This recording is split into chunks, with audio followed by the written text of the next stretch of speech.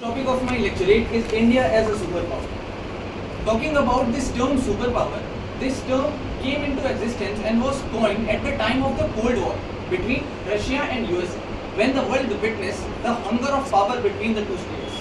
In this Cold War, we got to know that what can be done just for power, and the notion of superpower was being displayed to us as negative, someone which dominates the world.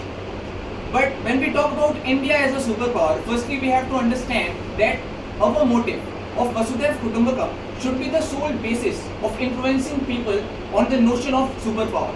We should be a leader which don't only dominates the world but also motivates the world. Talking about India as a superpower, we have to firstly focus on influencing. As a superpower, one thing which should be there is influence over the global order. When we talk about India's today's influence, we are having quite influence on lots of aspects.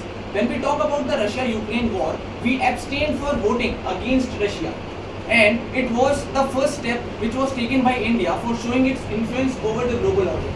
The ban on the use of Russian oil, imports of Russian oil, was not undertaken by India. This shows that our influence is of importance.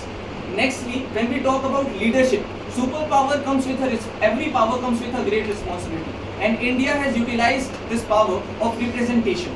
At the time of G20 summit, we introduced Global South as our voice. We were the voice of the Global South. The African Union, we created their voice heard. We made their voice heard to G20 and each and every nation's there. The Raisina dialogues, these are some of the steps which show that India is having influence over the world. Secondly, strategic ties.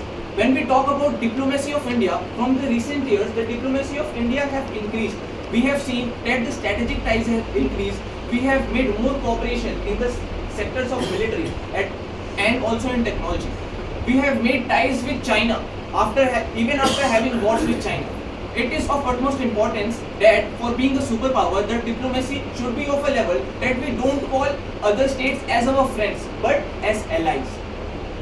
Nextly, talking about the challenges which India can face and is facing for being a superpower. The biggest challenge I would like to say is its disputes with its neighbors. The disputes with neighbors won't give a strong ground to India on its own region. So it should be tackled for being a superpower. In the end, I would like to say that India will be a superpower with collaboration of each and every citizen of our country. We just have to work in that direction. We are having all sorts of equipments and knowledge. We just have to work on it. In the end, I would like to say we will be a superpower in the next few years.